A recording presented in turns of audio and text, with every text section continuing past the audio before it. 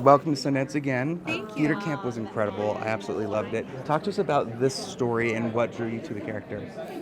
Me, me and Sophie developed the story together, and we bonded over our shared heartbreak and feeling like women get labeled crazy when they're seeking love, and when men are seeking love, they're just like romantic. And so we kind of wanted to flip that on its head, and yeah, 5 years later, we're here. Well, and Sophie has a lot of influence from your mom being such an inspiration and helping her through stuff. She's also helped so many other female artists. Can you talk a little bit about what it's been like just seeing that experience? My mom is an extraordinary person, and is such a giver, and teaches at the labs, and went to the labs 30 years ago. And I think being a teacher is such a big part of her life, and I love like intergenerational friendship. So all of my friends come over, whether it be Rachel, Emma, we all come and ask my mom for advice. And the biggest advice that my mom always gives is that this business is really fucking hard, and that one thing doesn't mean you're going to get another thing, and it's like this, and you just got to keep spinning multiple plates. And even this, when it wasn't happening after 5 years, we would complain about it, and she'd be like, I don't know, dude, keep going, keep trying. And that tenacity has really pushed me forward. Very cool. We're so excited to see this. Thank you so much, Molly. It's great meeting you. No, I'm not going to have any time, but I want to see a lot of these films. Twinless in particular. That's the movie I'm like most excited to see. And I've been hearing such great things about it. And yeah, I just really want to see Twinless. Yeah. What about the romantic comedy makes it worth seeing in a theater with as many people as possible? Oh, I think all movies are worth seeing in a theater with a bunch of people. But this one's particularly interesting because I think it really adds to the genre. It has something new to say. It explores a different tone of rom-com. And I just think and particularly like the comedy of it and the tension. There's a lot of tension in this movie too. It plays really well when you're with other people and feeling it with other people. But it also works at home, I'm sure. Like, these movies are just easy to watch. They're not challenging. They're not pretentious. It's just a good time, and I hope people have a good time watching it.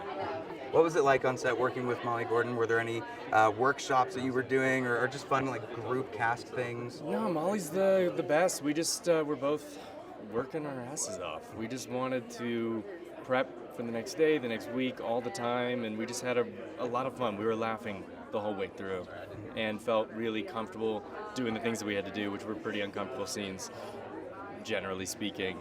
But I think because we're friends and had fun, it just made it all the easier. Very cool. Well, thank you so much, Logan. I'll let you keep Thank going you. down the line. But Thank you so much. Great meeting you. Can you talk to us about your character? Yes, so I play Max. That's Iris's best friend, who she calls in a pickle, and Max is just like a ride or die, girl's girl, kind of, the girl you want to call in an emergency. And she brings a little thinking, a little magic maybe to the situation. Will this be the first time that you've seen the film?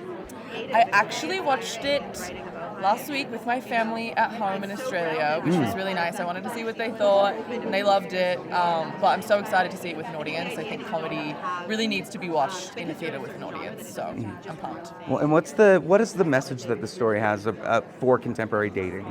Ooh, for contemporary dating, I think it has a message of like honesty and communication being really important and difficult, but necessary. Yeah. Well, thank you so much. I'm really excited to see this. Yay, thank you. Yeah, I play Kenny. I come into the film about halfway through, and honestly, my character's just trying to have a good time. And I took that motivation through the movie and as well on set. And I think my character is just trying to make sure everyone's okay. Right. So yeah, and I'm in a relationship with Max, Geraldine's character, and I'm in love with Max. Very cool. Well, I without spoiling anything. Yeah. I keep hearing this term "soft boy." I've heard it from Sophie. What is What is a soft boy to you? I guess it's an emotional man who is maybe more needy than he puts on, and maybe his needs take precedent, or his emotions. Nice. Maybe. I'm not great with the terms. Cool. Well, if there's anything that you're hoping the audience gets from this or walks out talking about, what are you hoping for? I think it's a cozy film, and I think it's warm and fun, and I think that the characters come to a mutual understanding. So I think both sides, they're understood, or there's some empathy coming from both people. So I hope people see that and they just enjoy it, honestly. I met Molly through her mom, Jessie Nelson, who has mentored me since I was 25, I think. And she's always, it's interesting, she's not just an incredible source for story and things like that, but just in terms of the industry, and really gave me so much guidance on how to navigate things. So I don't know that I could think of like the first thing that she told me. I think she's a well of knowledge and creativity, and she's such a good writer and filmmaker that I definitely trust her notes and ideas incredibly. But yeah, I don't know. She's a very rounded, smart woman. So it's not just one thing. Right. Well, and when it comes to romantic comedies, there's a lot of things that end up being kind of tropes that we've seen in multiple. What do you think is the trick to making those impactful in new films that elevate that? I think in Ojai what we try to do is kind of lean into tropes and then subvert them.